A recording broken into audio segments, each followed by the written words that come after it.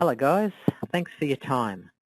For those who haven't met me before, my name is Greg Kingsley. I'm the product manager here at Ness, and what I'd like to do this evening is to take you through the release of a very exciting product that we believe is the next generation that I'm sure you're going to be excited with. Just before we start, what I'd like to go through is some of the common requests that we've had over the years. We do listen to your feedback, so we have what we call the WWWN, we want, we need requests, commonly asked all the time. This is we want more zones. You know, we've got a D8, D16 panel. People want that expandable, want more zones. We also get requested for more outputs. With more and more devices getting connected now to panels, such as sprinkler systems, lighting, pumps, etc., we need more outputs to use the panel like an automation system. We want full control of that output, whether it be from a keypad, whether it be from a web browser, from your app, on a timer, etc. Those outputs need to be controlled. Feedback is we want more enticing keypads. To the end user, the keypad is what the customer sees all the time. So the panel's hidden away, so it's what the keypad sees, the customer sees the keypad is for what they think the system is. It has to be easy and exciting to look at. Many often request for more users.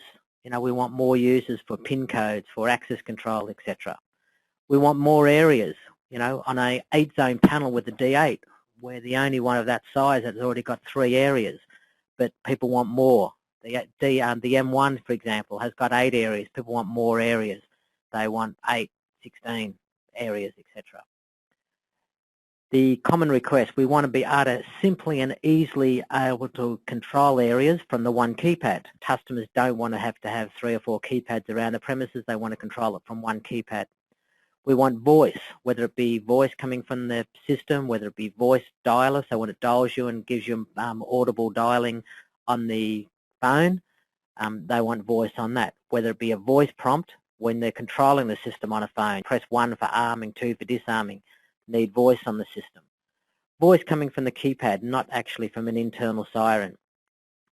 Voice dialer, of course, more and more people want to monitor their own system rather than going back to the control room. Whether that's right or wrong, but there's more options now for voice dialing. More phone numbers for voice dialing. Okay, instead of the primary and secondary, they want to have 3, 4, 5, 10 phone numbers, etc. for going back to voice dialing. GSM, with more and more NBN systems connected, maybe customer doesn't have a PSTN phone line anymore. They want to communicate via GSM. Communicate via GPRS back to a control room, to be able to communicate to the panel for up and downloading over GPRS, IP monitoring back to control room, etc. via the GPS. SMS, want the panel to be able to send an SMS message to your mobile phone, for you to send an SMS back to the panel to be able to control the system via SMS. More readers for access control. More users for the key fob. So if you've got access control, they want more users. Like we talked about more users with a via a pin to arm and disarm, but more users for a key fob as well. Two-way wireless. They have the ability not just to transmit alarms through to the from a wireless detection device, but to be able to receive it two-way, so the detection device knows it's got the message, and many other features with that. A key fob with icons rather than just arm disarm, because the key fob can be used for other things such as turning a pump on, opening a door or whatever. So instead of just having arm, disarm, panic, etc., to have the key fob with F1, F2, etc. on the remote. The key fob for lock buttons. We get more and more requests all the time for people not to be able to put the remote control in their pocket and accidentally activate a panic alarm or accidentally arm or disarm the system. So to be able to have the key fob, radio key fob, to be able to lock. Wireless output. How great it would be to not just have a wireless transmitter that transmits an alarm through to the system, but to go the other way from the panel to send a output wirelessly to the front gate, for example. So you can send a signal to the front gate to open a front gate when you can't run wires to it. So wireless outputs. High security sirens. We used to sell the secure satellite siren many years ago. Unfortunately, the price just got up and up until it became uneconomical to manufacture. So introduction, again, people still crying out for high security sirens. Selling a security system with a low security siren on it is not quite what customer wants. So many often we get requests for high security sirens. Automation functions, as I mentioned before, is that more and more with not just an alarm system, there are automation functions on the system. We want rules with OR functions. For those who are familiar with the M1, where we've got a whenever and then function, whenever and this happens and this happens. We want the ability to have an OR function, whenever this happens, or this happens, or this happens. So the automation we get common requests for. Ethernet connectivity. You know, we're living in a communication society now. To have the ability for the panel to be able to easily connect onto the internet, to be able to communicate to apps, to be able to, from the up and download software for the installer, to look at diagnostics, to be able to communicate and program the panel remotely without going through a PSTN. To be able to have free apps. People don't want to have to pay for the app. They want free apps, so we often get requests for free apps. Timers. We want timers on, so a user code can only work at certain times, outputs are turned on and off at certain times, etc. So have the ability for good timers on the system. Variable end-of-line resistors, taking over a job. You don't know what end-of-line resistors. It's very hard to get into a detection device, a reed switch, for example, near impossible to get to it to be able to change the end-of-line resistor value. So request to have variable end-of-line resistors. Metal housing, even though we've had a polycarbonate housing and it's been demonstrated that they're as strong as steel, people still want to have a metal housing for the control panel. It's got to be programmable via the keypad. People say, I don't want to get a laptop out, I want to be able to go to keypad and program it. And we get many other installers, no, it has to be installed or programmed via software. So it's got to be programmed via software. And of course, last but not least, it's got to be cost effective, which is a nice way of saying it's got to be bloody cheap. So we want all these features, but it's got to be cheap. So they're common things we often get requests for. Many things we've got that already built into our panels, but we keep getting asked for. So what we're here tonight is to show you the next generation, which is the Smart Living system.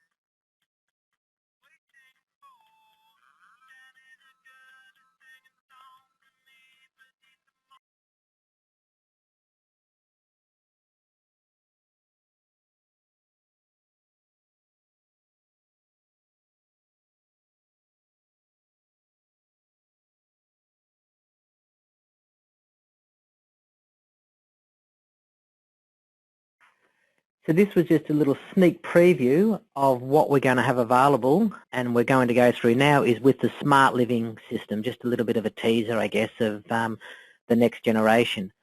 But before we start, let's look at some of the latest technology built into the Smart Living system. First of all is easy for you. It's not much use having the most powerful system on the market, many claim to be, but then the installer or the end user has to go back and have a university degree to be able to control it.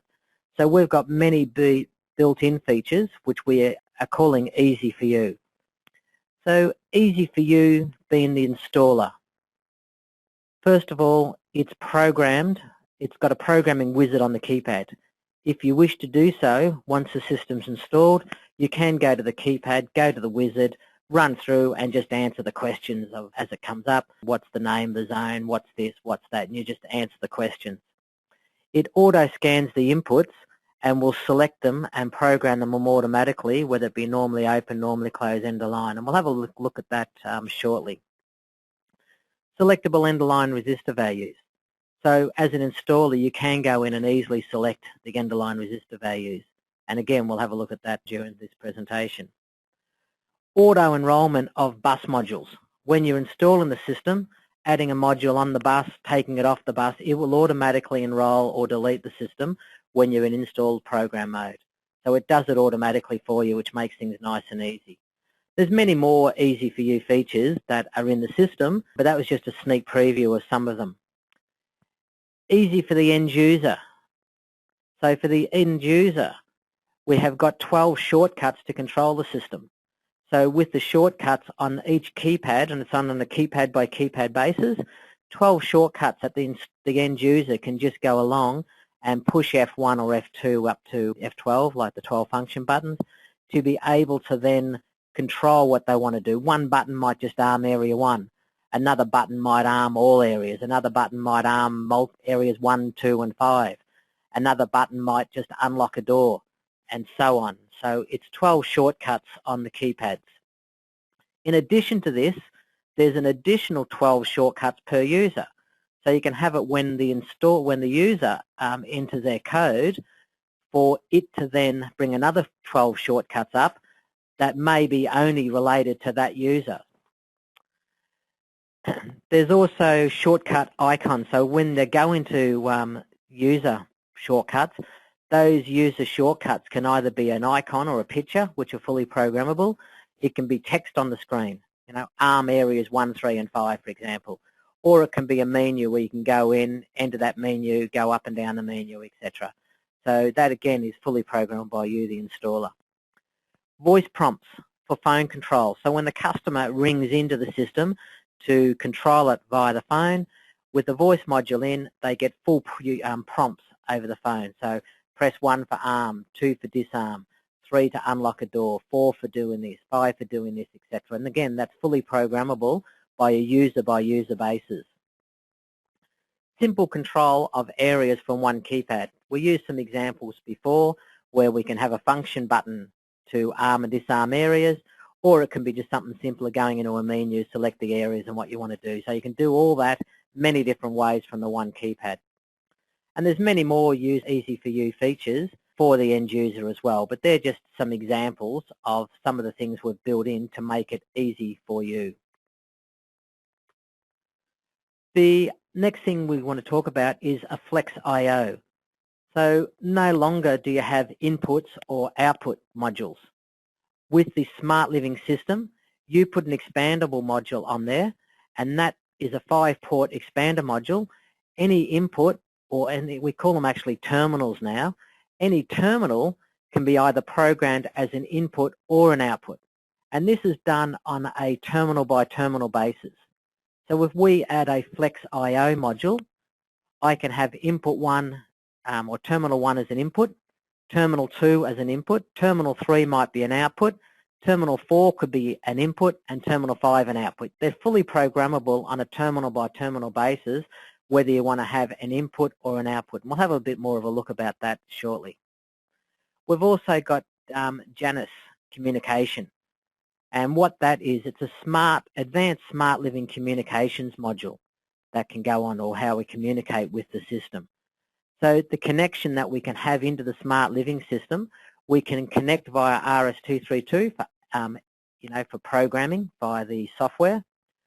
We can put an Ethernet module, and there's 2 different types of Ethernet modules we'll have a look at. There's the SmartLAN SI or Simple and SmartLAN G, and we'll have a look at that shortly.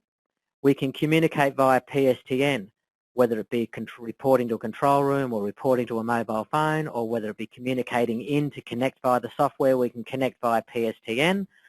We can also communicate via SMS, send a message out via SMS, a message in by SMS to control the system, and again we'll have a look at that.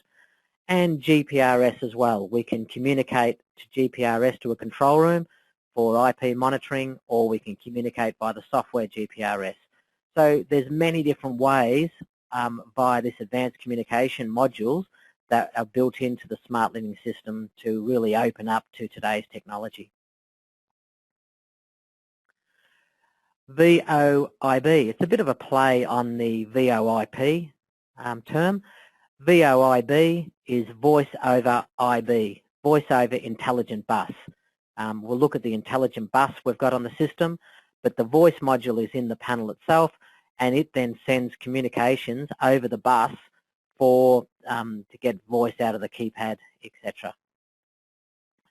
And the last one is the Hornet, the full network that we'll have a look at towards the end of this presentation. And so just with some of these latest technologies built into the panel, plus a lot more, we then really have the total solution of using today and even being a bit advanced than today's technology. There's 4 different panels or 4 different options we have in the Smart Living range. The 505, 515, 1050L and 10100L. We'll come back and have a look at those panels shortly, but before we do that, what I'd like to do is let's have a look at the new Ness iBus, standing for New Ness Intelligent Bus. The bus, it's a 4-wire data bus that we can connect, positive, negative, so you've got power on the bus and D and S. It's a high-speed intelligent bus, as I mentioned. It's a proprietary 4-wire bus with power and data. So therefore, being proprietary, the bus has been designed for the panel and peripheral. So therefore, it's going to be reliable, super reliable. It's not an RS485 bus. So therefore, there's no end-of-line resistors you've got to put. You don't necessarily have to wire it as a multi-drop and follow all the rules of an RS485. So you can star wire, you don't have end-of-line resistors that you've got to put at the start and the end of the 485. So it's simple to understand for installers, simple to understand when you want to add another module and depending on the cable locations and configuration. So it is simple in that aspect. And as I mentioned, there is no end-of-line resistors, so therefore it is simple to manage. You can just tap into the bus and add another module as required. So there's your typical installation where we have the panel up the very top, 4 wires just coming down and parallel off the modules as required, and you can tap into there and put that in there. The often request that we have is what's the distance we can put on the bus. And before we look at that, it really depends on the speed. We have optional speed that we can put.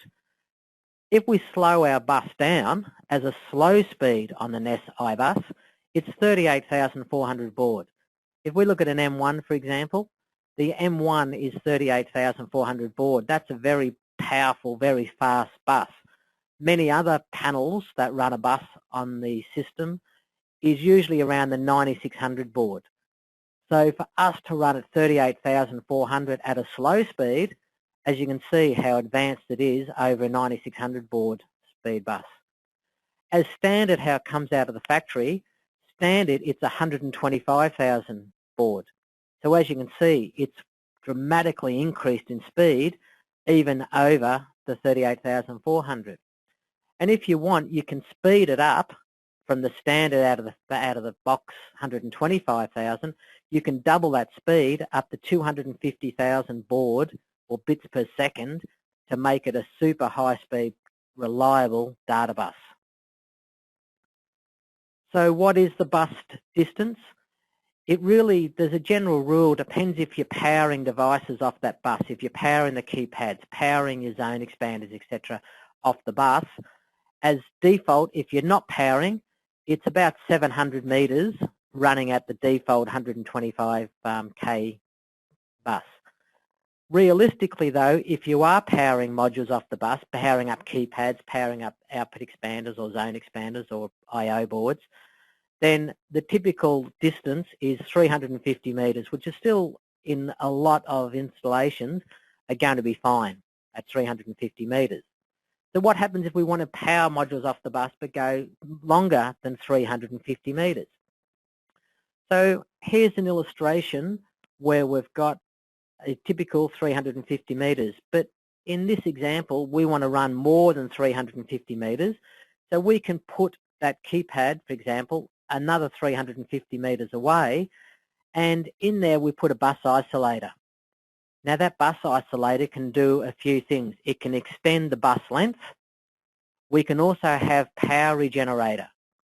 So when we get power from the bus into that, typical 12 volts into it, it regenerates. So if we should be getting 12.5, 13.8 volts into there, we might have a bit of volt drop on there. So the bus might go down to 11.9, 12 volts. We then power regenerate. which then boosts it back up again to transmit another 350 meters. The other thing it does, it also protects against short circuits. So if someone was to short circuit that bus near the keypad, for example, it's only between, in this example, the keypad and that bus isolator that's affected. Everything else on the bus is not affected, so we can then run a totally reliable system.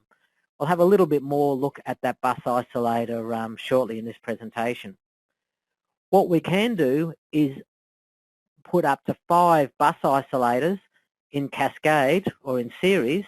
So therefore, if each one of them is 350 meters, we can then easily run in approximately 2 kilometers from the panel to the keypad, which in most applications is going to be, fine. 2 kilometers obviously is a total, long way. As I said, we'll look at this bus isolator in more detail shortly. We look at what modules can sit on the data bus. The first one we'd already seen from before is the ENCODE keypad. It is a 4-line graphic LCD keypad. As we can see on this example here, top line we've got time and date. The second line we've got the status of the areas. In this example we've only got one area showing that it's disarmed, and we've disabled the other areas. We've got some status here showing us whether there's a power fail, a tamper, a phone line fail, etc.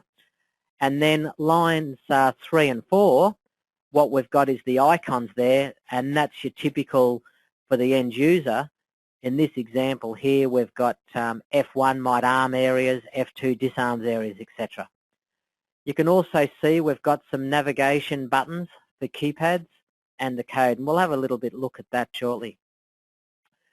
Each keypad also has one terminal, and as we mentioned before on the SmartLiving system, a terminal can be programmed either as an input, a single input, or double. We can have zone double, so it can be 2 zones or 2 inputs.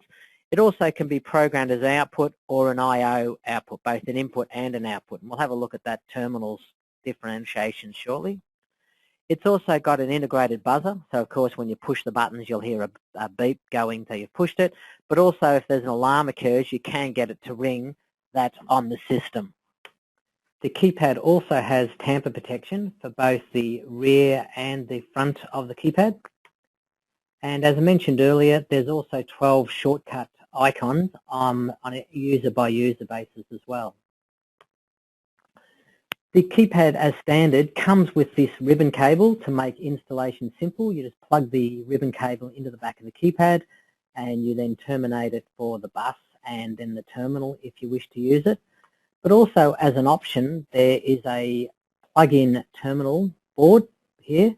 So when you plug that in it gives you screw terminal ability to be able to terminate directly into the terminal blocks. But also there's an optional deep base. So you can mount that deep base. So if you're mounting it onto a hard surface, you can mount that deep base on.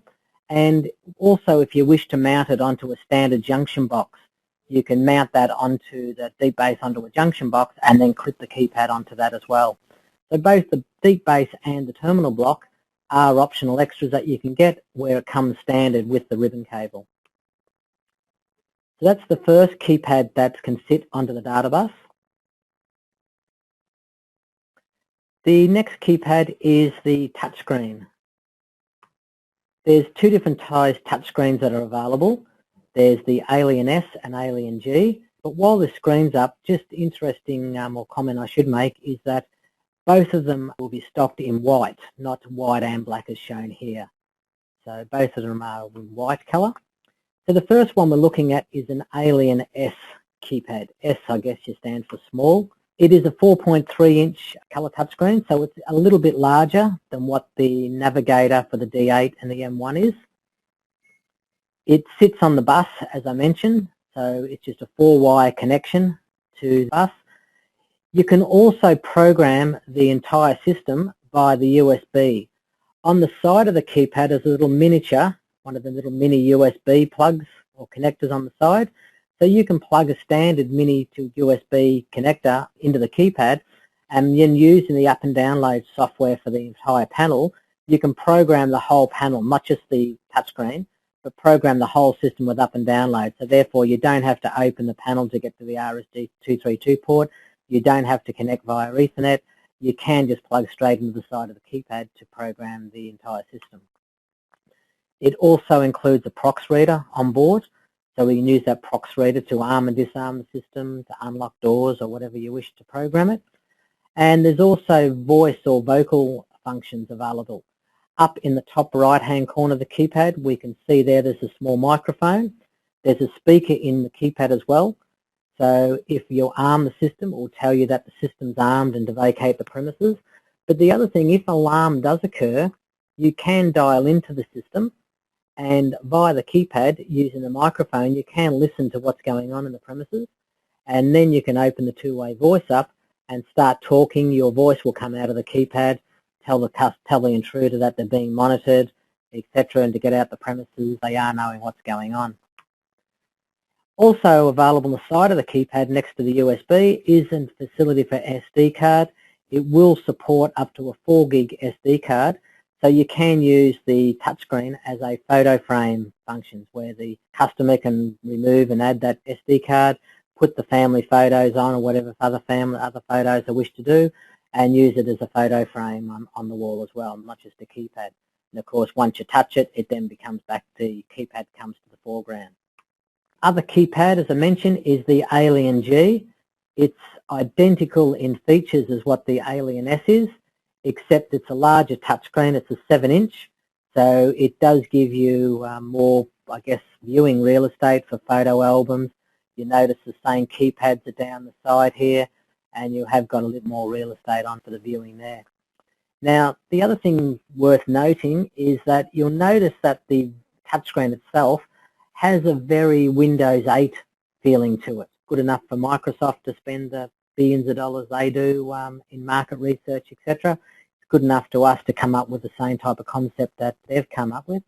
But in saying that, there is 3 skins available. So if you don't like the standard skin that comes with it, you can just via programming options select skin 2 or skin 3, and it does give you a totally different feel and look of what the touchscreen operation is for it. So that's the touchscreen. They're the 2 different types or 3 different types of keypads that are available on the system. The next unit we'll have a look at is the Flex IO unit. The Flex IO has got a patent pending on it, so it is a very innovative product. It's a 4-wire connection, so it's 4 wires that connect onto the bus. We've also got a pair of outputs that gives you power out of the unit, so you can power up motion detectors, etc. And there's 5 fully programmable terminals on the system. And any terminal, keeping in mind this is done on a terminal by terminal basis, any terminal can be programmed as a single zone or an input. They can be programmed as a double zone or zone doubling. So if you've got 5 terminals, you can program it up to each zone as double zone doubling. So therefore you can get 10 zones into the on the one expander. It can also, a terminal can be programmed as an output. So therefore any terminal can be programmed as an output, which will sync up to 150 milliamps. So if you do wish to sync any more than that, you then add a single pole relay on there and then just switch anything via that relay contact. And you can also program a terminal as either an input and an output together.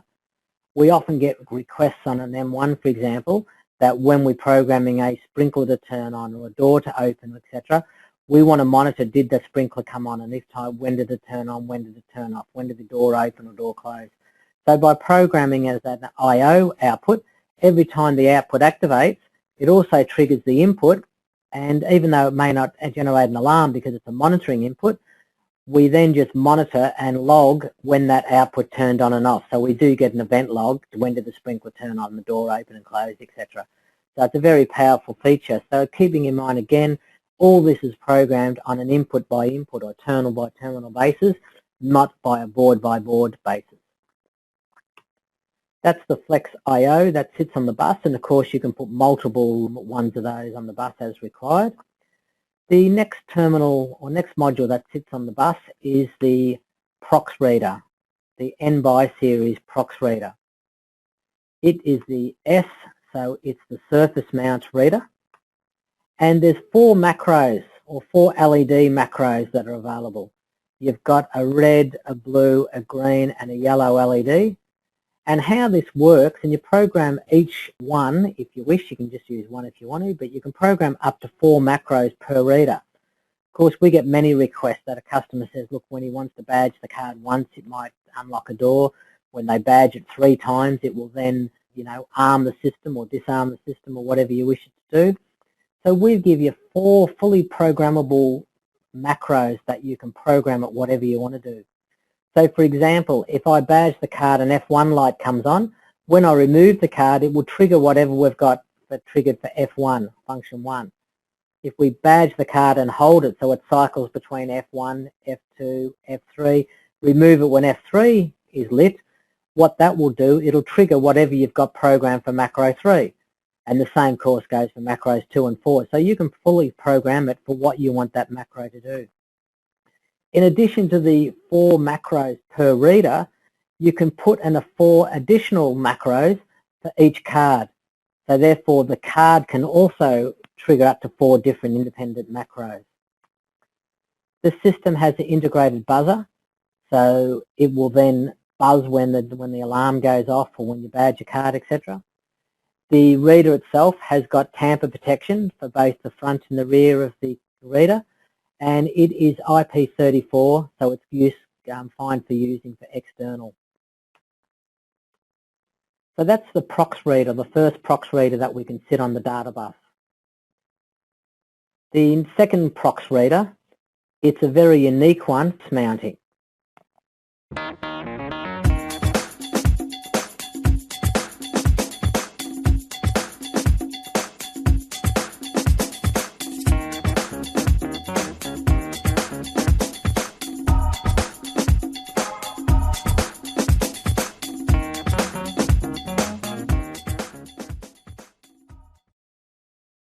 So as we saw in that little promo video, this reader is designed for flush mounting and can be mounted behind any light switch, for example. Again, it's patent pending, so it's a very innovative product. Like its bigger brother, the surface mount, it has got 4 LED macros, so you can program it when you badge the card. Up to 4 different things can occur. In addition, you've got 4 macros per tag as well. But as we can see on the screen here, the readers, as we mentioned at the start, is designed to be mounted behind any type of light switch. Now that doesn't necessarily have to have a light switch on it. It can be just a architrave blank switch. It could be a blank wall plate. It can be really anything that's non-metallic. But it has got protection. So if you're putting it on a light switch like this is, where you've got a light switch on either side and we're using a blank plate, it is protected against if there's 240 volts in close proximity to it. It's not a problem at all. And as we can see, there's 4 segments in the little display for the 4 macros that you wish to run. So again, you badge your card to the segment and the LED comes up of what you want. Remove the card and it will trigger for whatever that segment or that macro runs. So that's the second prox reader that can sit on the bus. We'll now have a look at the GSM module. The Nexus G GSM module is both GSM and GPRS. It's a 4-wire, so it sits on the data bus. So that's basically the wiring. Just put it on the data bus, put a SIM card, and away you go. Well, let's have a look at a little promo video we've got for this.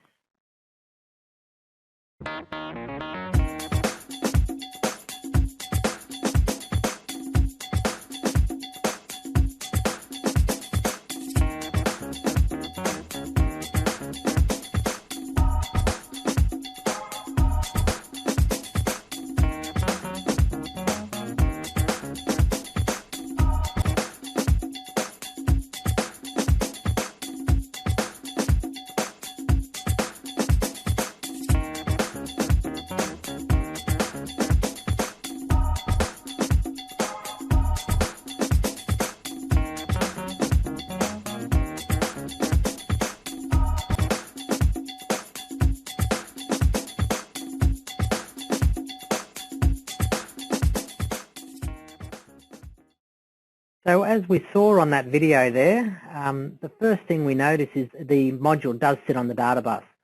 So one of the benefits of that is that often the alarm system or the control panel maybe located in a basement or in a car park, for example, where there may not be very good mobile phone reception. So if we have a module that plugs into the panel itself, the problem is that you may not get good mobile phone reception of where the panel is located. So by having the ability, if you wish, to mount that remote from the panel via the data bus, you can then mount that GPRS or GSM signal or panel away where there is good signal. It does come with the external antenna, of course, so you can mount that even further from the module itself. So it's easy to put in a location that does suit best mobile phone reception for best reliability. The system is fully integrated for the programming. So when you do program up the SmartLiving control panel, you've also programmed the Nexus G. So when you program in phone numbers, what you want it to report, how you want to report, etc., it is fully integrated, so you then don't have to open any other special software to program the Nexus G. It's all done integrated as standard. You can operate the Nexus G via DTMF and voice with voice menus, so you can dial into the Nexus G, the SIM card. It will answer, and therefore you do have full voice capabilities. If you've got a voice module in the SmartLiving, it will then send the voice over the IB bus, and you then, going into there, you can then get the menu, press 1 for arm, 2 to disarm, 3 to unlock a light, an output, 4 to turn a light on, etc., etc. So by having that ability, you still have full control as you would on a PSTN phone line for reporting in. You've also can use the GSM network to report to a control room via contact ID. Now that can either be as the primary source, so it can always dial on GSM, or you can do it as a backup. So you could use the PSTN on the panel as the primary and the Nexus G via GPRS or GSM as the backup. You can also use the GPRS function to do IP monitoring back to a control room. We do have free software that we give to control rooms, so they can install that there to receive the GPRS or the IP via the GPRS network. You can also use the Nexus G to dial out on the GSM. That will give you voice calls to landlines, mobile phones. So it gives you all the voice messages, and as I said, control, like we mentioned before, the same as you would on the PSTN line. In addition to that, you can also get the Nexus G or the SmartLiving via the Nexus G to send you SMS text messages. So if an event occurs, any event's programmable on an event by event, so you get an alarm, etc., you can get an individual SMS text message of that alarm condition with full details of what it is. You can get that either to just give you the SMS as a like an event log, as would be recording the event log, or it can be customized, that you can customize something in there. So it does give you the flexibility for both ways. You can also send an SMS text message to the Nexus G and program the panel that when it receives this SMS text message what to do. That could be just something simple like ABC, so when it gets a text message ABC, you program it when you receive that, do something, or you can actually spell it out. You could have something like unlock front door, so when it receives the text message unlock front door, it knows to switch an output to unlock the front door.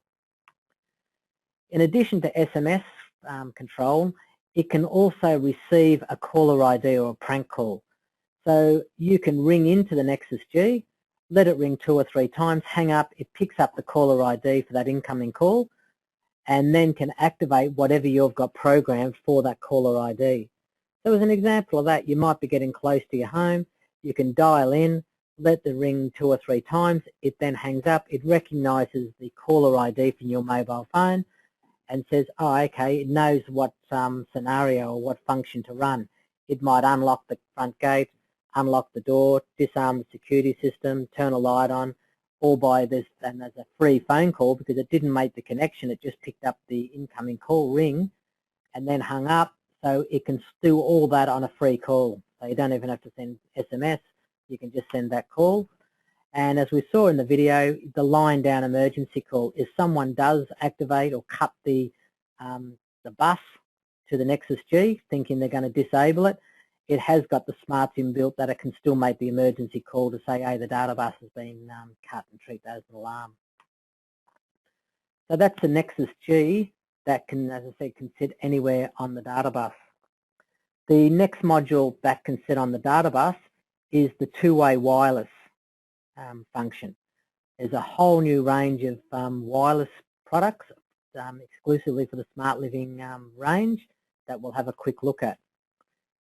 Traditionally with one-way wireless, how it works, depending on the system that's used, the transmitter, PIR for example, sends between 11 and 15 signals to the receiver, hoping that one of them gets through. It doesn't know. Once the signal goes through, it hasn't got a clue whether it receives it or not, so the detection device is just sitting there, unknown if it gets through, hoping it got through, and it's like a big black hole. How the two-way wireless works in the SmartLiving, it just sends one signal when there's an alarm, and when the transceiver or the receiver gets the message, it sends a signal back to the detection device and says, great, I've got that signal, everything's kosher, it knows not to do anything else. If it doesn't receive the reply within a certain time, what it does, it sends a signal again at a slightly higher power output, still within the same regulations, to try to get through in the second time. So some advantages of that is the transmitter only needs to send one signal to the receiver and it gets a confirmation back. So by only sending one signal instead of 11 to 15, of course then it's prolonging the battery life because we're only sending the one signal rather than say 11 or 15 signals. The other thing is via the system keypad or via the SmartLiving programming software, the PIR has got, you can adjust the PIR sensitivity. There's 7 sensitivity adjustments within the PIR that you can adjust. So there's no links you've got to set. It's an intelligent, there's data in there. So via the transceiver, we send a signal to the PIR to adjust your sensitivity. And the third one is that you can program the detection devices, the PIR, etc., to go to sleep during when the panel is disarmed. So of course you've got sleep time, etc., but when the PIR, when the alarm system is disarmed, it sends a signal to the PIR and says, go to sleep. We don't need you to do anything because we're disarmed.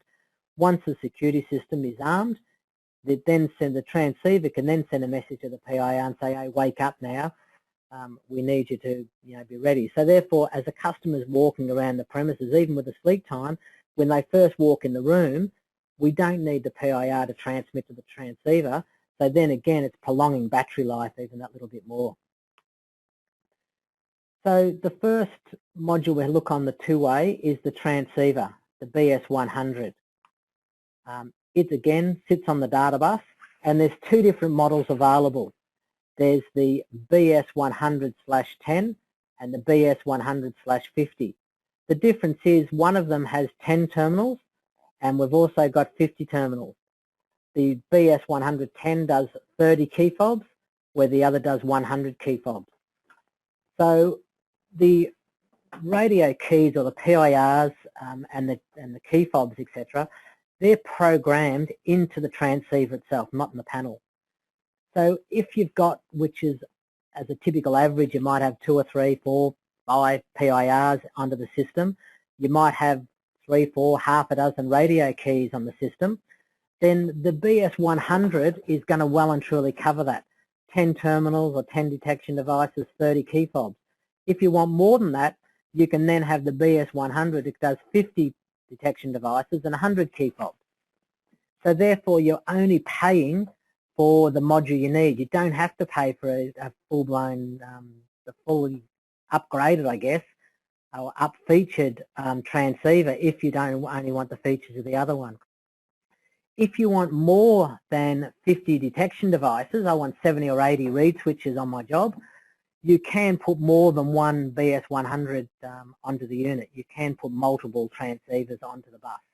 So therefore, to getting radio range, to getting extra detection devices, they can be then scattered through the premises, etc.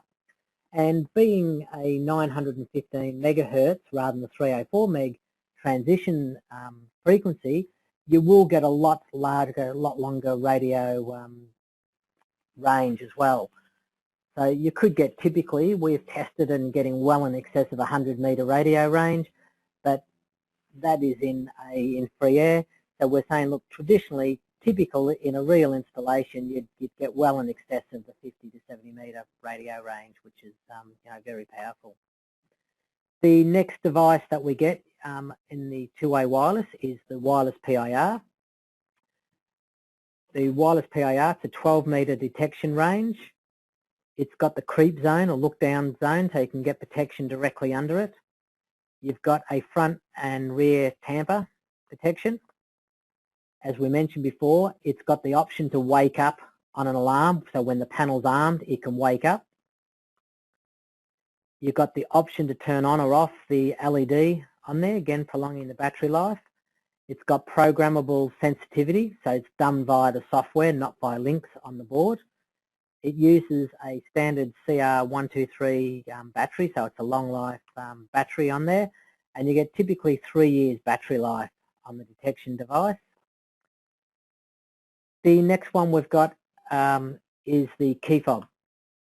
You've got a red and green LED, so when I push the button, if it doesn't, it flashes red to start with to say we've pushed the button, and then you get a green light coming up to say the transceiver responding, I've got the signal. If you don't get that reception, you just get the red LED back. It's 4 fully programmable function buttons, so on the keys themselves, each of the 4 buttons are fully programmable of how you wish them to work, and that's on a radio key by radio key basis. So therefore, each button you can push is you can have it set for example, the bottom right. One button can unlock the wife's roller door, another key fob, that same button can open the husband's roller door, etc. So they are fully programmable to do what you want. There's 6 LED signs that can come onto the system to give you various functions. There's a buzzer on board, so when you push the transmitter and it gets to receive, you feel the buzzer go off, so you hear the buzzer go off, so you can hear that you've actually pushed the button as well. And there is a lock function to prevent accidental button. We'll have a look at that in a moment. And again, it uses a very powerful the CR123A battery, and the battery life on this radio key is typically 5 years before the battery needs changing. So this radio key fob can change the battery, which again is a very common request that we get on our other ones that are sealed. So this one you can change. It does come with optional key mat as standard. We've got the lock and unlock, home, panic button, for example, mat that's in there. But in the box that it comes with, it does come with an optional key mat that you can change it yourself of F1, 2, 3 and 4. And again, program what you want that to do. So if you're using it for automation functions rather than unlock and locking the premises, you can put the optional key mat in. So you don't have to hold 2 in stock. It comes with the 2 mats as standard. And as we mentioned before, you can lock it. So you can push the top right, bottom left keys together, and it will lock it. So when you then try to push a button, those 2 lights flash to say that it is locked, and you push the same buttons again to unlock it. So once you've activated the function 1, you can lock it. So if you can't accidentally knock a button when you're putting it into your pocket, etc. The next device we're going to look at is the MC100 radio reed switch. This is a very unique reed switch, not just your standard one, for a couple of different reasons. You've got the feature where you can either use the side reed switch, there's a side reed and a top reed. So you can monitor the long side and the short side, or if you want, you can monitor both together. So either of them go or both of them go will go into alarm. But in addition to the reed switches that are on board, shown here by K and L, there's also 2 terminals on board. So therefore, by having the 2 programmable terminals, you can have 3 zones. Every reed switch can be 3 zones. You know, so it's not just a matter of one of them can go off. You know, that you can't use the others. You can use all 3 of them. So what we can do, we can monitor, use the top, the side or the top as a reed switch. We can also trip T1 as being an input, a hardwired input. T2 to be another hardwired input, etc. So it's three zones per unit. And because a terminal, keep in mind, a terminal can be programmed as an input or an output. I might program T1 to be an output. So when something happens on the system, I can get the transceiver to send a signal to the reed switch to activate that output. So therefore, I can have an output there. I can have two outputs if I wanted to activate two different things. So I can mount this wireless reed at a front gate where I couldn't hardwire to, and then by the transceiver, I can send a signal to it to then unlock the gate via wireless, etc. And the typical battery life for this reed switch is typically about 4 years. The next reed we're going to look at is the MC200. The MC200, it's just got the one magnetic reed switch on the side, so you can't monitor, it is a very small one, but you can monitor just the side of it. But in addition to the reed switch, it's got an onboard vibration sensor. So if you imagine that you mount this perhaps onto the frame itself of the window, if someone smashes the window, then it can also activate an alarm. So you've got the best of both worlds. You've got if someone forces the window open and the reed activates, you get an alarm. If someone smashes the window, the vibration sensor will go off and you'll get a vibration alarm from that as well. But in addition to this, we've also got a tilt facility.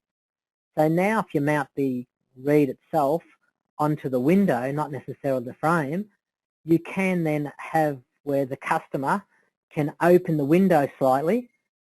It can go down to less than 5 degrees, and it is a programmable delay as well. So you can open the window to a certain tilt level, and therefore you're letting some ventilation go through.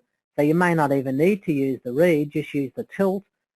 And then if someone forces the window open more than that set angle that's programmed in for you, is that then it can go into a tilt alarm. So you've got both a reed switch, a vibration sensor and tilt all in this one reed switch, so it makes it very unique. And like the MC100, you've got typically a 4 years battery life on this reed switch. We've also got an MD100, which is a wireless smoke detector. But unlike others on the market, again, there's very innovative products that are on here. You've got contamination detection on the smoke detector.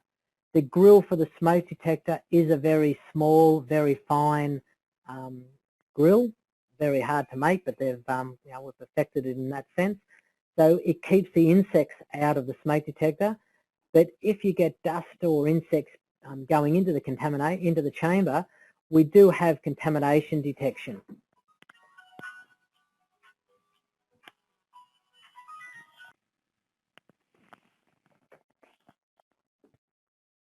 The FD100 wireless smoke detector is very unique as well.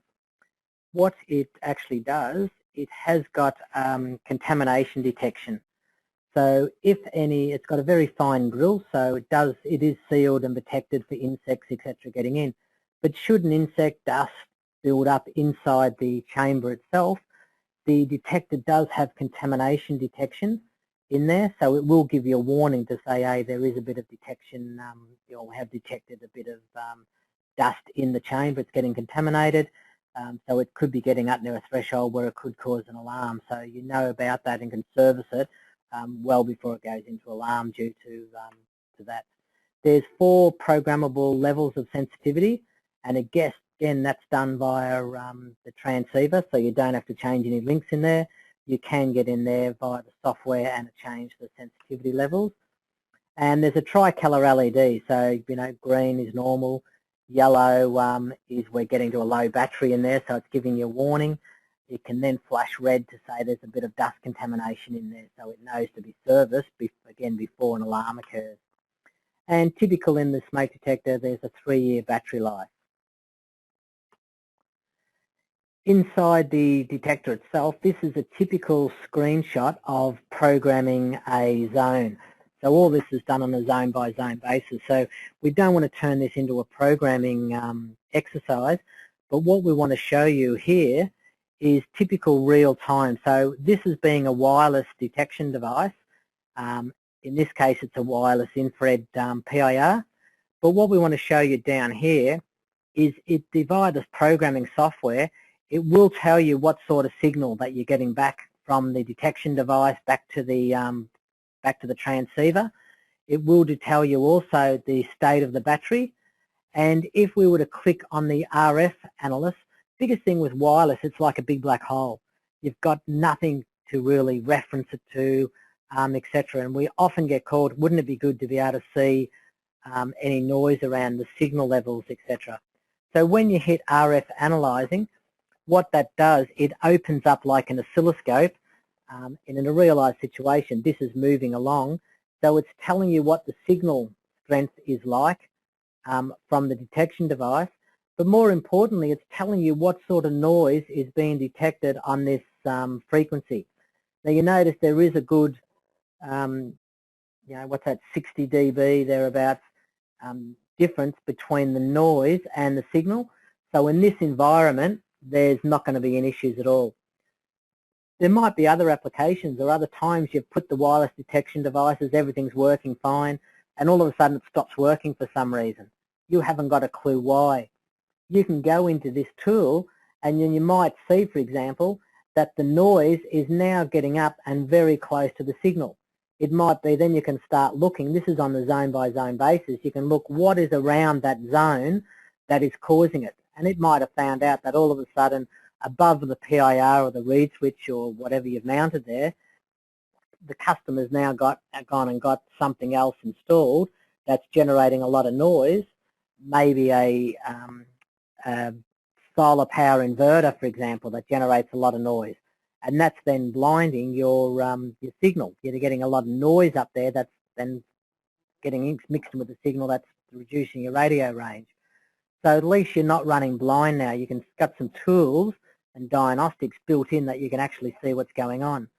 So therefore you can then take action, whether it be to move the detection to a different device and then see, moved it across the room, the noise is reduced now rather than being induced. Or you can say, right, turn the inverter off or whatever's just recently been done and you see the noise. You've actually got some facts and some figures to actually work from to help you in any fault finding issues. So that is the wireless transceiver that sits on the bus. We now look at the next module that sits there, which is the bus isolator. We had a look at the bus isolator before that can increase the range, works as a power regenerator, and you can put multiple ones of these on the bus. So here's a typical example where you might want to have a prox reader, a keypad, then we've got a bus isolator before we put another prox reader. This one might be outside, for example, so if someone was to take that prox reader off and short out the bus wires, thinking they're going to get through, you don't want to take the whole system down. So what you do is you can put a bus isolator here, someone takes the prox reader off, shorts the wires, it's only going to kill that part of the circuit. The whole rest of the premises is going to be unaffected, work 100% fine. You'll get an alarm up to say that the bus, that module has gone offline, someone's tampered with that, but the rest of the system is unaffected and can still work 100% fine.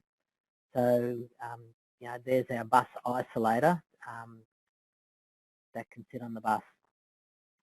The next system we're going to look at is the high security ISIS satellite siren, or the Ivy satellite siren.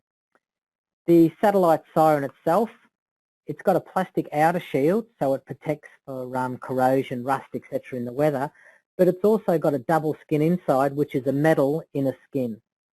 So it's a high security satellite siren that sits on the bus. As I mentioned, it's got a metal protective insert, so if someone tries to attack it, it is very robust, it's not going to break, it's going to protect against that. It's battery backed up, so it has got a, it comes that you can put a 1.2 amp hour battery in there. There's an anti-foam protection, so if someone tries to get a can of compressed foam to try to mute the sirens, as they try to fire the foam in there, it will detect that and go into an alarm condition. It is completely controlled and programmed on the iBus itself. So it's only a 4-wire data connection to this siren, and you can put multiples. You can put typically 20 of them around the premises, all on the bus, etc. And as I said, it's fully programmed by the bus, so you can program when you want that siren to occur. There's 3 different colour LEDs, high intensity strobe LEDs in there, so you can program when you want those to come on to give the indication warning for a particular event. But in addition to that, there's 5 different siren sounds. So you can have one siren sound if an area 1 goes into alarm, different siren sound if area 2 goes into alarm, different siren sound if a fire or smoke detector goes into alarm. You might have it that this siren at all doesn't go into alarm if area 1 goes into alarm, but a siren the other side of the building goes off area 1. You can fully programmable of how you want those sirens to go off based on different locations, different sounds, different events that can occur. And as I said, fully programmable and different times for events as well. In addition to that, that was the bus version. There's also available what we call a standard version, if you want to call, and that standard version will then connect to any panel. It has trigger inputs, 12-volt inputs, trigger inputs, etc. So it doesn't sit on the bus. It just sits on and connects to any panel. So you can use one of these for, a D8, an M1, any other manufacturer's panels, etc. That can be positive triggered, negative triggered, etc. Hold off inputs, key switch to override, etc., etc. So there is a standard version. So there's 2 different versions of the IV sounder available for the system. Okay, so that is the last module, or the satellite siren, that can sit on the bus. So you can see, very flexible, that you can add any of those modules on the bus, add them all at the same time, add them when you require them, at any time add them. The next module we're going to look at is the smart logos. What that smart logos is, it's nothing to do with a logo, but what it is, it's the voice module. That little voice module, just simply, you can see how small it is there in relation to a DB9 connector, person's hand. It just plugs in that little connector, and once that's plugged in, the system has voice. No programming required. It comes defaulted with voice enabled, but of course you can tailor like the rest of the system. You can tailor it as you want, or you can leave it as default once you plug that module in. The options that you have for the voice, there's approximately 500 pre-programmed words and voices or voice messages in there. Alarm events, zone 1, zone 2, etc. They are programmed in as default, so you can leave those. In addition, you can program up to 30 minutes of programmable voice messages. So you can program your own, leave messages or whatever the case is. There is a text-to-speech function. So via the programming software, you can manually type in what you wish to use or what you want it to do, and it will then convert it to voice. It uses the Microsoft text-to-speech engine. So it is a free version. You can use a more advanced one if you want, but as comes standard with the free one. And you can also download WAV files into it. So you can download a siren sound, create your own recorded voice in a totally different language if you wish, download that as a WAV file into the voice module, and you've now got WAV files in there. So it's fully programmable, and if you're using the text-to-speech, etc., you do have a bit of programming of the voice quality to coming out. So it's not quite right. You want to increase the quality, select a male's voice, a female's voice, etc. You can do that fully by programming. So it's not just a plug-in module and what you see is what you get. You do have a lot of programming options for the voice. The next one is a TCP/IP connectivity. There's 2 different Ethernet modules that you can put in. We're going to first of all have a look at the SmartLAN G module. It's a little plug-in module. You can see it's got an SD card, Ethernet module, and plugs into the RS-232 on the board. When the SmartLAN G is plugged in, so we plug that into the main board, It's 121-bit encrypted. It does support dynamic IP address by a DNS server, so it does support that. You can use your up and download or your SmartLiving programming software to program the software both ways. So you could program it or have the software on your laptop, in your office or whatever. You can then just get on the internet and program the panel at any time. In the SmartLAN G, there's also a web browser. So you can open the web browser up, type in the IP address of the public IP for that customer, and opens up a web GUI, which is identical GUI as the touchscreens. So when you open up the web GUI, you can then control the whole system, arm, disarm, turn lights on, turn outputs on, open doors, etc. And it also has email facilities. So on the SmartLAN G, you can send an email to your smartphone or your smart device. When you get that email, it can be just a log event to say, you know, zone 1's gone off, etc. But it also gives you the ability to customize it, so you can type in what it was. Because you had that plug-in SD card, on that SD card, you can also put floor plans on there, for example. You can have any type of attachment on there that you wish to add.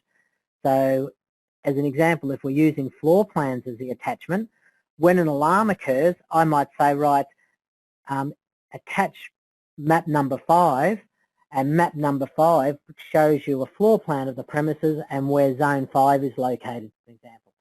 So if it's a commercial premises, when they get that alarm, they get the alarm, they can look on the attachment and it tells them exactly where that alarm is. In addition to that, you can also program it to have a URL link. So when we get the email and they've got the URL link, the customer gets the alarm, can just tap on that link. It then opens up another tab on the module, another tab on the browser, I should say, and that can then open up to an IP camera. So they can get an alarm, see the attachment of where the alarm is, touch the link, they can open the link, and then it automatically opens an IP camera and they can view the events of what's going on.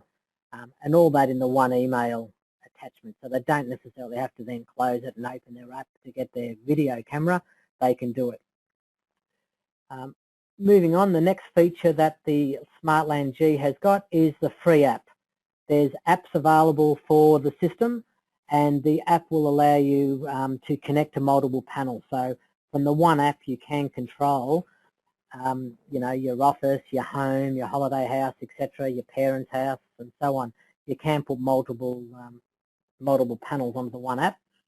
So you may get an alarm to advert you, or you get an SMS to tell you, because you've got Nexus G, SMS message say you've got an alarm. You can then open the app, see what's going on, you know, see the events, open up maybe for an email, open up your cameras and see what's going on, etc. And then you've also got, as I said, on a PDA smartphones, you've got connection. So you get all that facility once you plug the SmartLAN G into the system. Here's on the SmartLAN G, as I said, you do have a web GUI built in. So even if you don't download the app from a PC, from a smartphone, you can log in, put the IP address, and as you can see, it looks very similar to the touchscreens. So once the customer knows, they know the size and feel of what the touchscreen is, they're opening this as if they've now got the same touchscreen in the palm of the house, mobile, so they can operate it very easily. The second SmartLAN module, it's a SmartLAN SI, and if we look at the schematic at the bottom, again plugs onto the board. Still, it's data encrypted between there out on the internet, but what we do with this simple version, it still allows you to connect via the SmartLiving programming software to program the system, and also lets you connect the app. So fundamentally what you don't have with the SI version that you do with the G, you don't have the web browser function and you don't have the email function. So if you don't care about emails, you don't care about the web browser because you've got your app, then the SmartLAN SI the lower cost version, you're only paying for the functions that you need. So you've got the SI rather than the full-blown G version. So you've got the two options there. As I mentioned, there's the apps available both for Google Android devices and for the Apple iOS operating system. The next module we do have available for Smart Living is the Smart Modem 100. So if you do want to connect it via the PSTN, to take all the trouble out of trying to find a compatible modem, if people are still using modems nowadays, you can get the Smart Modem 100, and it's designed for the, it's a special modem designed for the Smart Living, so you don't have any connection issues. It just connects seamlessly using that Smart Modem 100. We've also got, in addition to the Alien keypads, we've also got the Evolution touchscreen. It's exactly the same look and feel housing, same 7-inch size touchscreen, and the Evolution touchscreen, as we see a larger picture of it there, we will be holding white in stock, but in this one there is a black one that will be optionally available. It allows up to 10 Smart Living systems to connect back to the one touchscreen. So for example, if you have one of these in your office or one of these at home, for example, you can connect maybe a home panel, could be a local panel, to the touchscreen. You can do your office, your holiday house, your parents, colleagues. You can have up to 10 systems simultaneously working. So they're alive to the system the whole time. It doesn't mean that you have to connect to one at a time. It is live. So if I get an alarm from, say, panel number 3 over here, it will come up on the screen as an alarm, etc. If I get an alarm from another one, that one will come up, etc. on the system.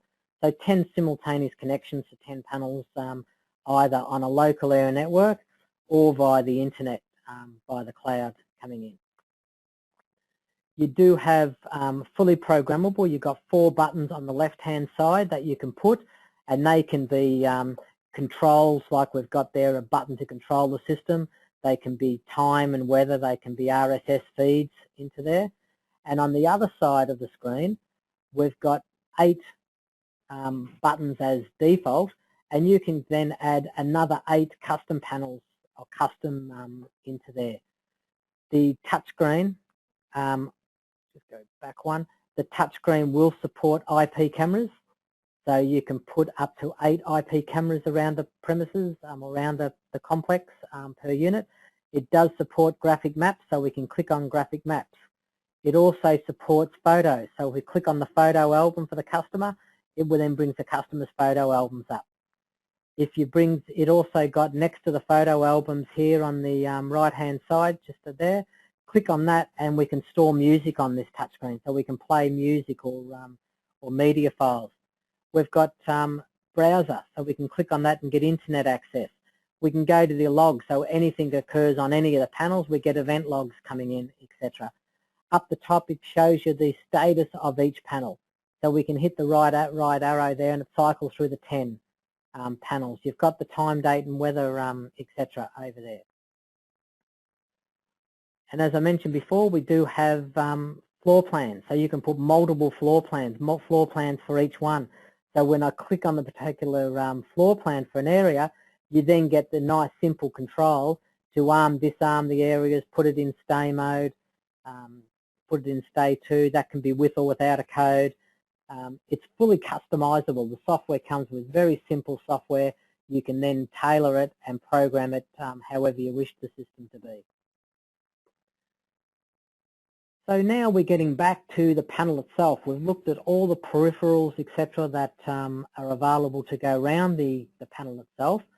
So we're now going to look at the 4 different panels. First of all, we've got the 505 and 515. And the model numbers do mean something. 5 meaning it's 5 terminals expandable to 5. So we've got 5 terminals on the main board and can be expandable to 5. The next model, 515, is 5 terminals on the board and can be expandable to 15 terminals. We can add more zone expanders or more terminal expanders or flex IOs onto the system to allow up to 15 terminals. Now, keeping in mind a terminal can also be zone doubled. So a 505 panel, if you double each terminal, therefore can be up to a 10 zone panel. A 515 panel can be 5 terminals, expandable to 15, so therefore it can be up to 15 with zone doubling, can be a 30 zone panel. So the 505 and 515 is a very powerful, cost-effective panel.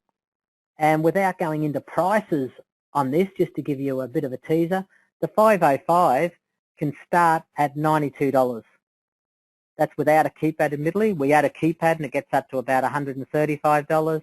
Add plug, pack and battery, dialer lead. So if you've got the panel, keypad, plug, pack, battery, dialer lead, etc., you're looking as little as $155. So it's a very cost-effective product with all the features that that's got.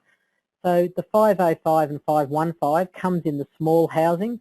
It uses the same power supply or plug pack that we're currently using on the D8, D16. So therefore it's the external plug pack away from the panel. We then get into the 1050L, 10100L, okay, and using the same principle we did on the 505, etc.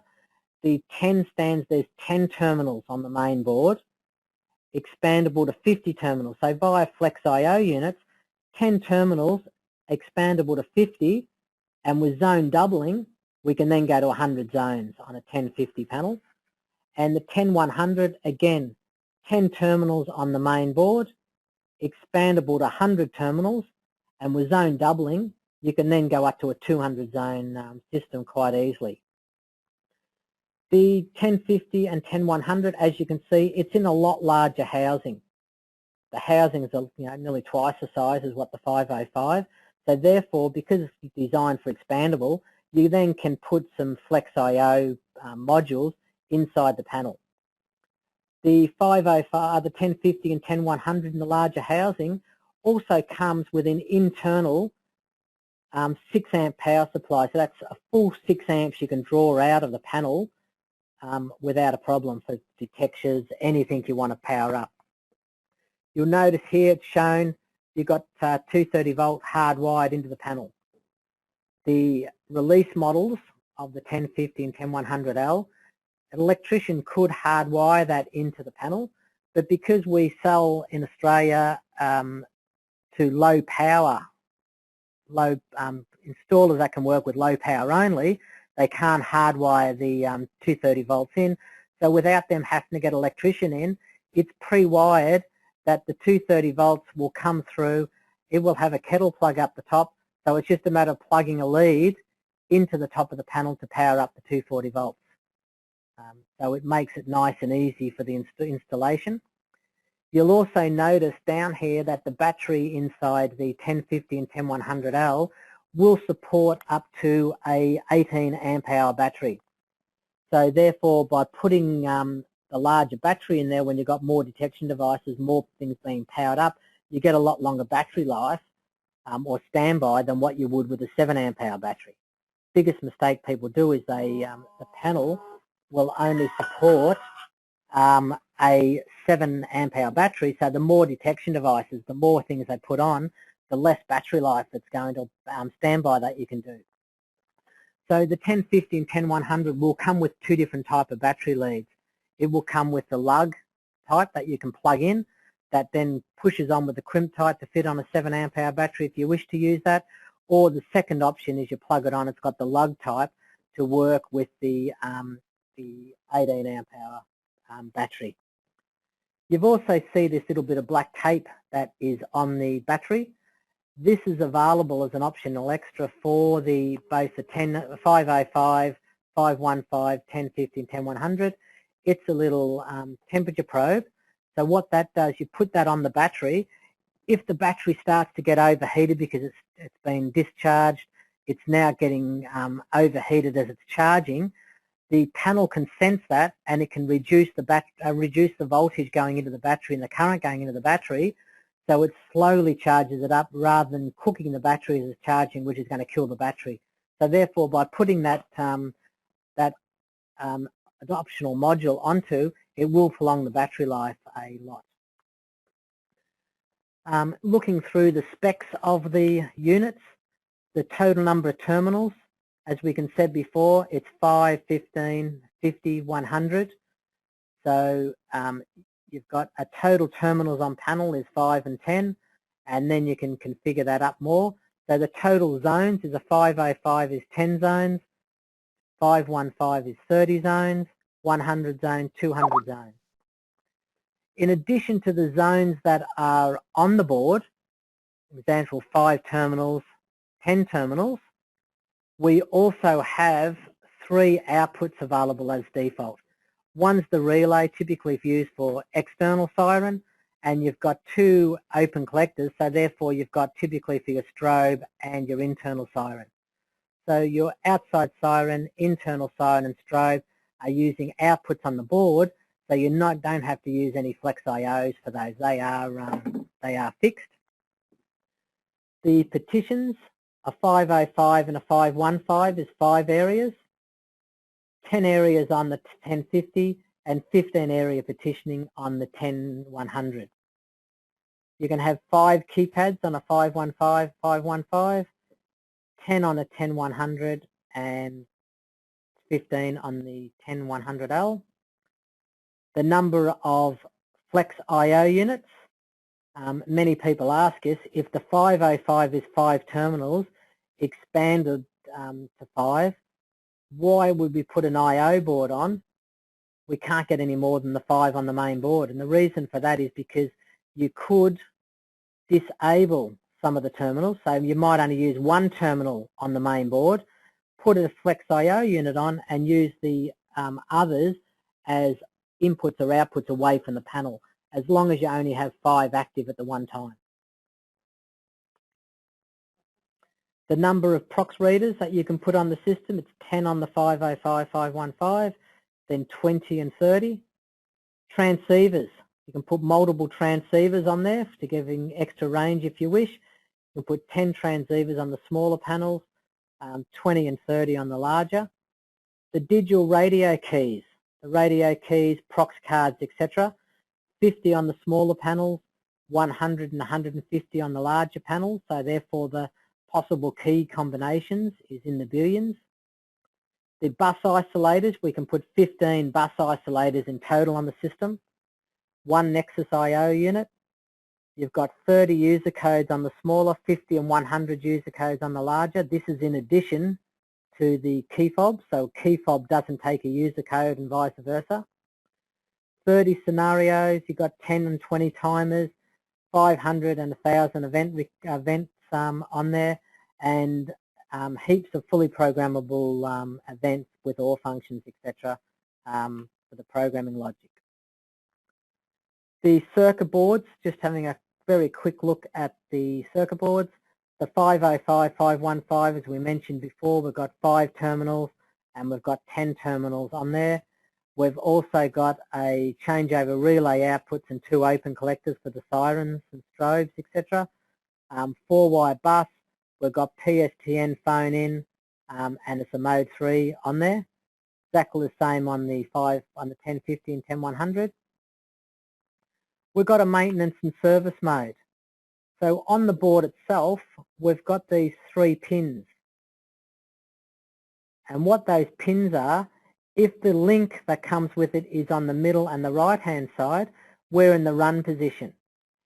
If we go to the link between the middle and the left-hand side, we're now in the service position. And when we're in service or maintenance mode, it does 2 things. The first thing is that it disables all the sirens. So when you're working on the system, you put it into service mode, it'll disable all the sirens, so you're not actually activating alarms by mistake, so you can fully program the system, report to the control room, test it all, etc., but there'll be no sirens sounding. And the other thing is, as soon as you add a module on the bus, when it's in the service or maintenance position, as soon as you add a module on the bus, take a module off, it automatically, every 10 seconds, will enroll it or de-enroll it from the system. So you don't have to keep going to the software or the keypad and doing a bus module enrollment, etc. It's doing it automatically to make your life easier.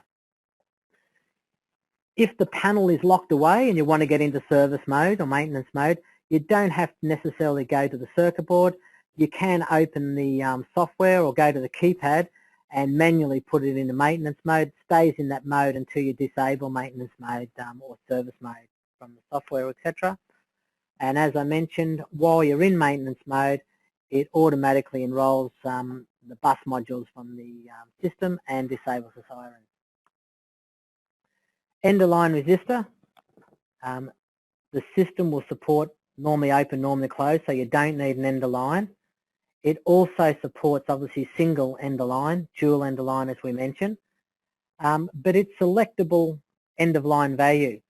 So if you're doing a retrofit, you don't have to worry about getting up, pulling the premises apart to try to find the end-of-line resistor. What the software does, it's got in a zone-by-zone basis, you click on real time and it will tell you what the end-of-line resistor value is currently for the system. As default, we use a 6K8 end-of-line, so the line, if we went real time, it would tell us exactly real time what the end-of-line resistor value is. If, for example, you had a system, that was using 10K end-of-line resistors, when you went real time, it would show you there's your 10K, it would show the line up here. So it's in the red zone, it's in the alarm zone.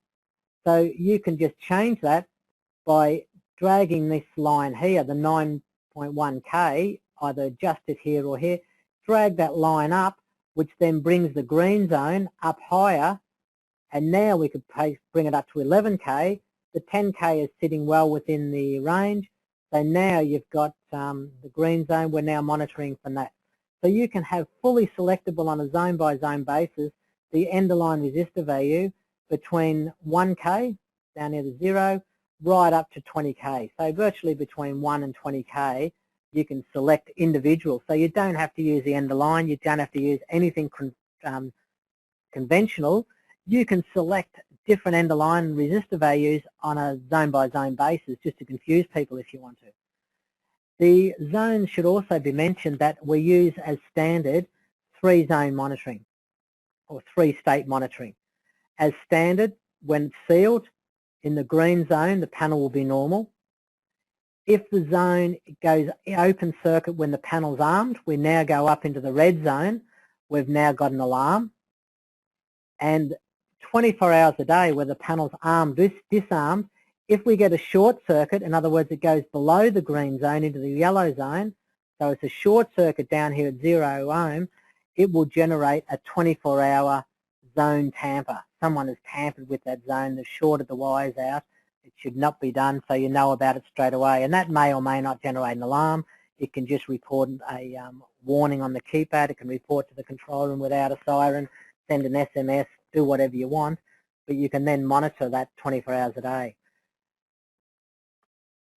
You can have zone doubling, as I said, so you know, by using 2 independent end-of-line resistors, you've got 2 detections, zone 1, PIR1 and PIR2, into the 1 input to detect it and program each zone independently of how you want those to work. The system does come with a chart. You probably can't read that too well, but they're designed with this chart that comes with every panel to make installation life simple for the installer. Option 1 is simple, mount panel onto wall. Option 2, and there's 2 and 3, so option 2 and 3, run the data bus wires. Number 3, terminate your data bus as shown. Number 4 is terminate your end-of-line resistors. Terminal 5 does this. Option number 6 is connect your outputs, your outside siren, your strobe, your inputs, and it shows you exactly how to wire it up. Number 7, step 7, is how to wire the phone lead up. Step 8, do this, step 9, do this, and so on and so on. So it gives you a full step-by-step of what's recommended to do it. On the other side of the chart, it shows you a table of programming the system from the keypad. So rather than have to guess where is that option, you select the option that you want. That's the option I want to program.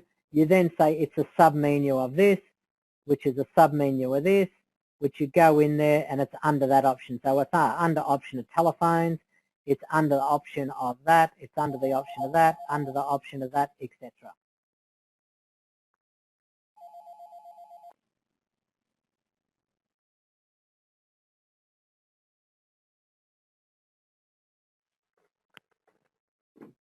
So this chart makes it very simple to find the location of where you want to program and program it via the system's keypad.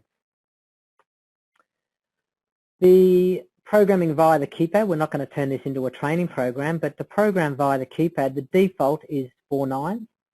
What it gives the ability to do, when you go into program mode, so you put 4 9s and OK, you get the options up on the screen. So if we're going to do panel options, I then hit the OK, which enters that option. We then select what we want. In this example that I'm going to show you, dial tone detection, it's not checked at the moment, so therefore we're not going to check the dial tone before dialing.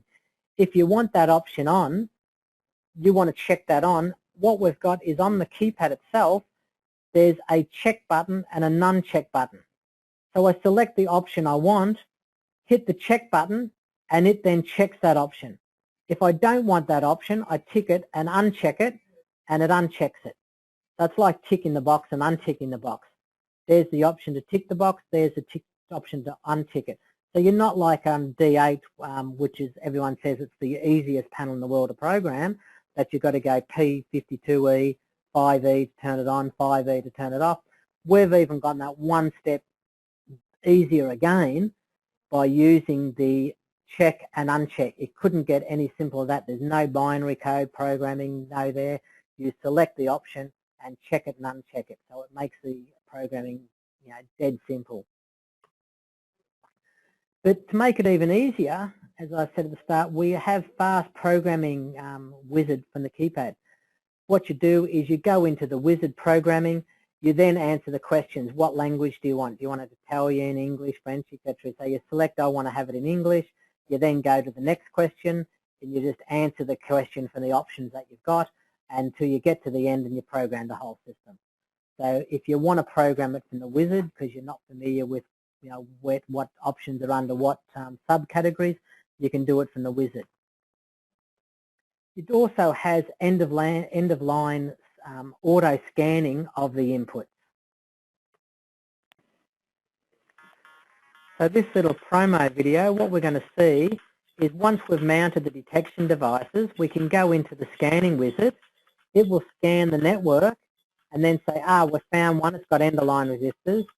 This zone is normally open or normally closed, no end of line. This zone has got 4-state monitoring, etc.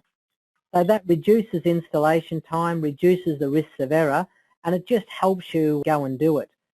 The other thing, of course, is that if you wish to go and change it, you can go in either on the keypad or via the SmartLiving software and change the zones that you wish to change, but it helps you starting from the starting point rather than going right through the whole system.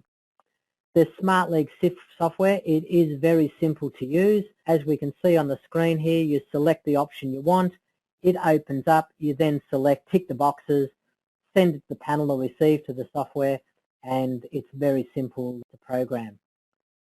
So if we look at a system, how we can build up, on this example here, we've got the panel, we've got detection devices coming in, we've got sirens connected, we've got sirens or a door output to unlock a door, we've got sirens, we've got a keypad into the system, PSTN phone line, we've got a voice module plugged in.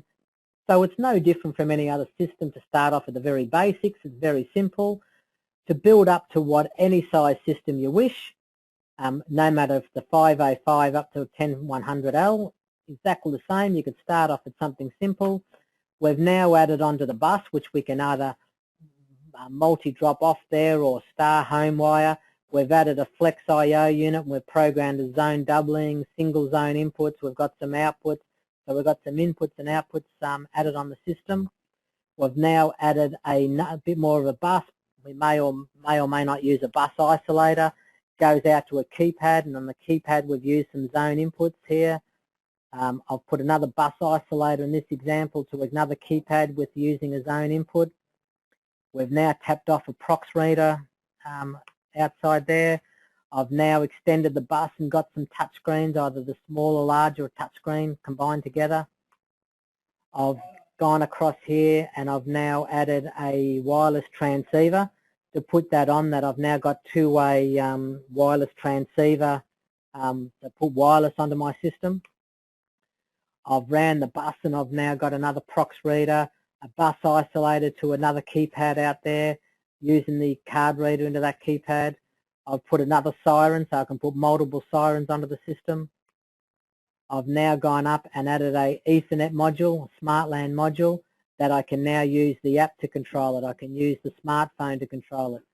I can use the Evolution touchscreen, the bigger touchscreen that can have 10 panels going to it on the LAN. I've now gone and added an XG unit. So via NextG I can go via PSTN to get SMSs.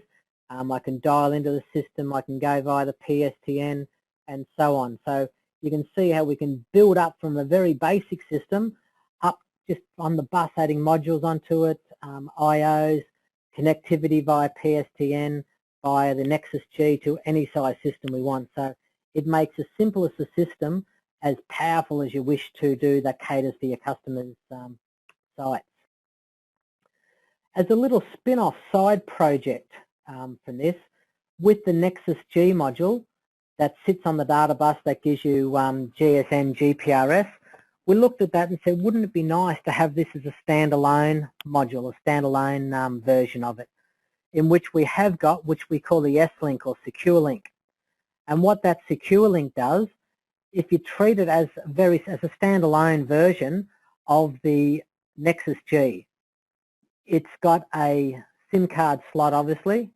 It's PSTN, and you've got to the customer's premises, so you've got a mode 3 built in. You've got power that you connected there with battery backup, of course, and you've got 5 terminals.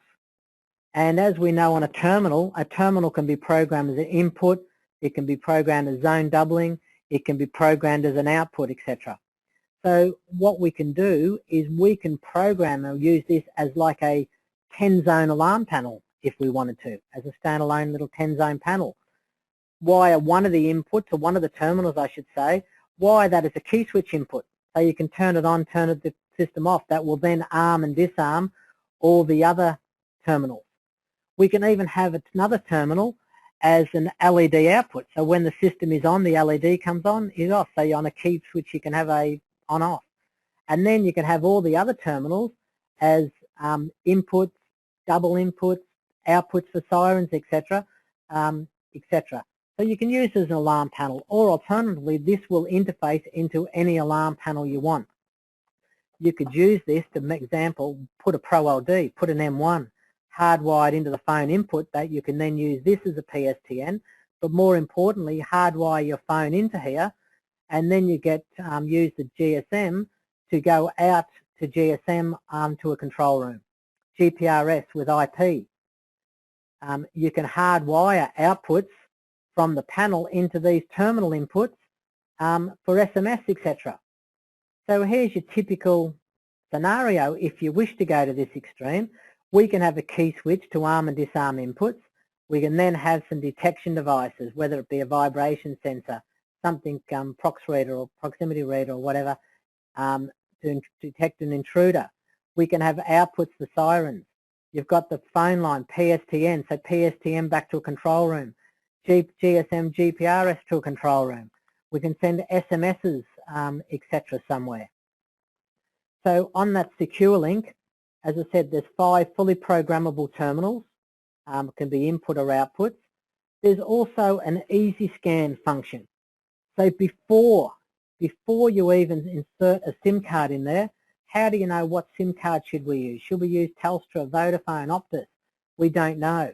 So via the software, which incidentally is the same software we use to program the SmartLink, so it's a SmartLink software, we open up the Secure Link options, and via the Secure Link we can run what we call auto scan. When we run auto scan, it scans the network without a SIM card in and we'll come back and put the most suitable SIM card to put into the system. In this example, it's coming in, it's telling we've got 1, 2, 3, 4, 5, 6, 7, 8, 9. So where we ran the test from this secure link, it's found 5 Telstra mobile phone towers, with the highest one being this one here at cell 00F3 tower, and it's got a signal of 48. That's the best one to use. So if I put a Telstra SIM card in, it can connect in that location to that many SIM towers, with that being the best signal. Other suitable ones, but not as good, is Vodafone with a level of 15 and Optus at a level.